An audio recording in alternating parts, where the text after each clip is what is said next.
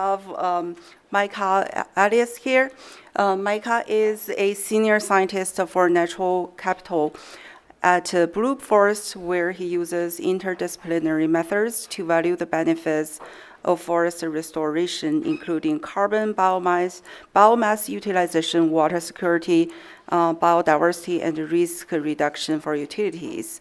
So his PhD work at UC Berkeley focuses on the interactions between wildfire and carbon markets. He earned a Bachelor in Science in International Agriculture Development from UC Davis and Master from Energy and Resource Group at UC Berkeley. Served with the U.S. Peace Corps in Panama and has worked with the rural communities in the U.S., Latin America, and Southeast Asia. So here we have Micah here. Thank you very much, and thank you all for staying for this very last talk. The stage is all yours. Thank you. I have the coveted last presentation of the last session on the last day, and we've got 4 minutes till lunch, so I'll talk fast.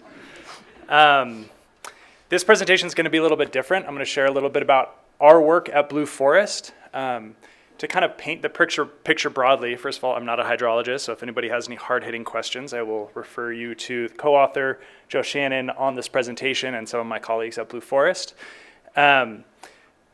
Really quickly, to paint the picture of what we do, though, we look to monetize the ecosystem service benefits of forest management, specifically in fire-prone forests. And one of the ways that we do that is by quantifying the difference in water supply from pre-treatment, post-treatment, and the effects that have, the financial benefits that has on water agencies and water users. So anyways, just to frame that going into this,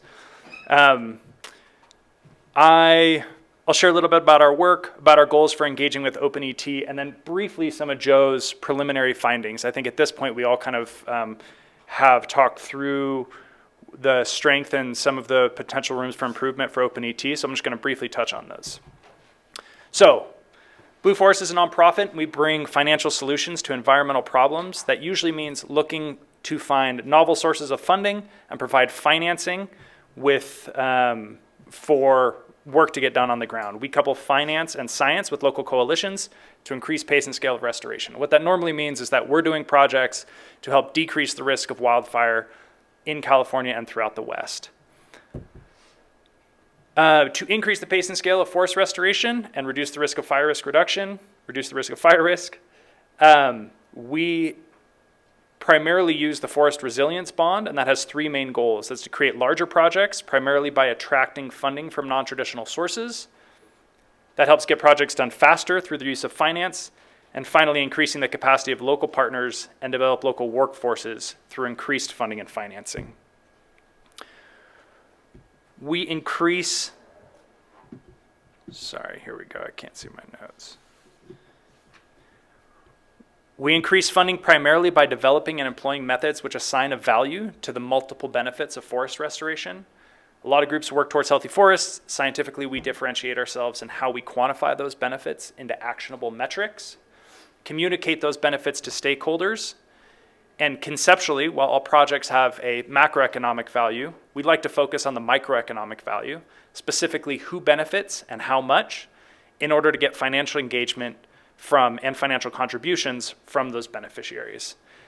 To date, we have focused largely on reduced fire probability and severity, as well as I mentioned, increased water security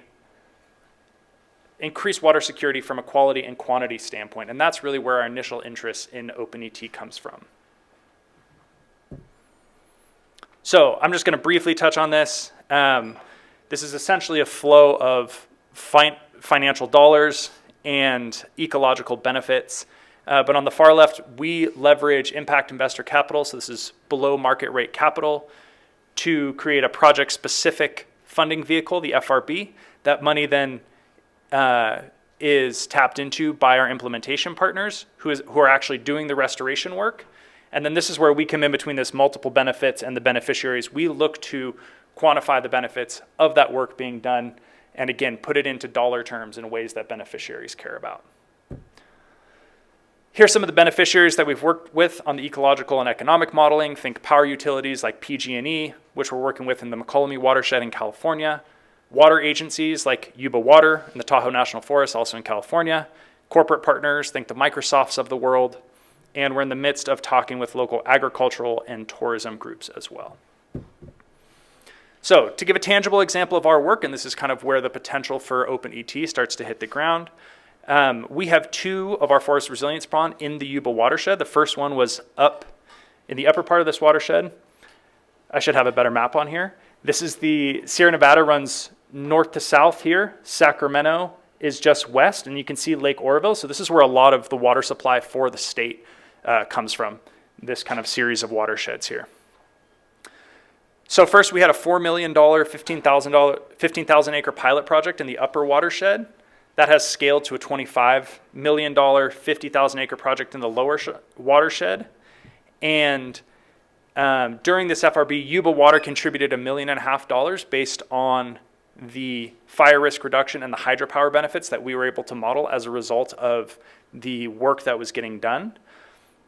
And this has scaled to, as I mentioned, that $25 million project in the lower watershed, and Yuba Water has contributed $6 million to that project. Much of our water benefit modeling to Yuba Water and to other agencies that work similarly leverages work from Roger Bales, Jim Roche, Mike Golden, and others that explore the relationship between the basal area change from wildfire and observed changes in ET. So in simplistic terms, we're using this water balance equation and the change in basal area based on the treatments that are happening on the landscape to estimate the financial impact to the water utility. The challenge is in using a study like this, as everyone can imagine, it's a multi-year study. We're using in-stream measurements, which is really expensive. It's very place-based. And so as we scale, we now currently work in 8 different states in the West. Scaling these sort of methods is obviously really hard. So this is where our initial excitement about OpenET came from. It would enable an analysis which links forest restoration to changes in ET and thus economic value. And we did some initial exploration in the Central Sierra. This was a couple of years ago now. But there was just kind of too much noise in the relationship between ET and basal area or other kind of actionable management metrics for us to use. But over the past few months, Joe Shannon at Vibrant Planet has started to explore OpenET and forests in a little bit more depth. So some of his initial findings: OpenET differentiates along forest canopy type, so that's the x-axis there. Apologies for the small labeling.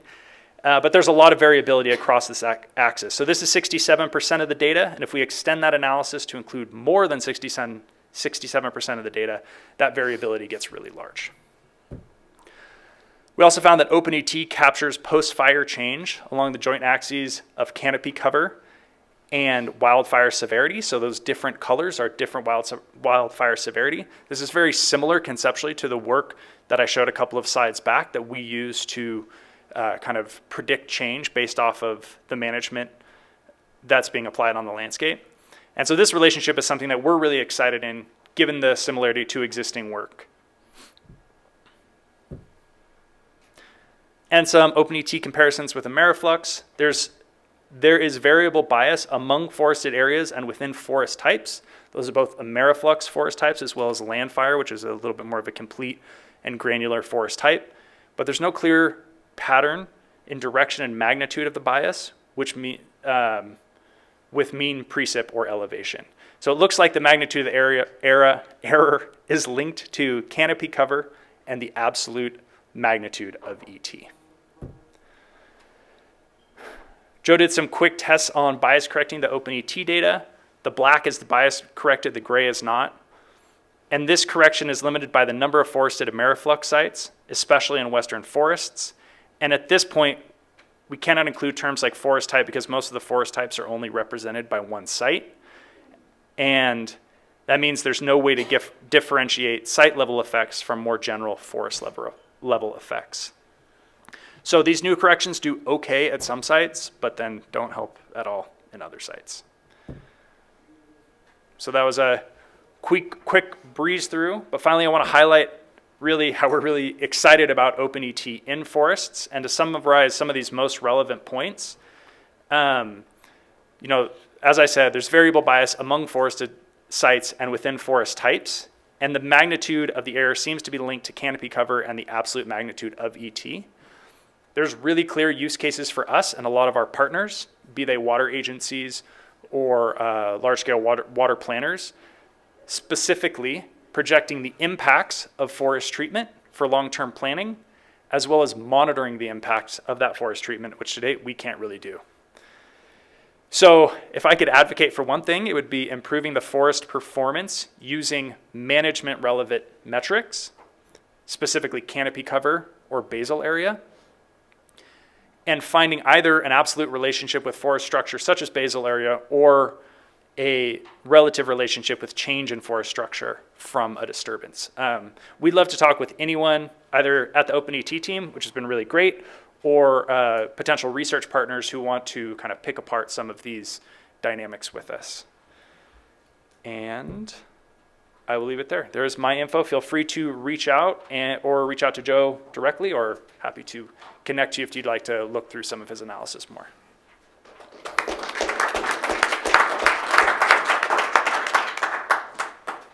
Thank you very much.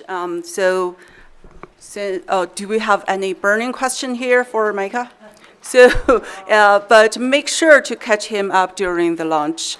So thank you all very much for staying for this very last session, and hope you enjoyed the meeting. And please contact us if you have any further questions, and safe travel back home. Thank you.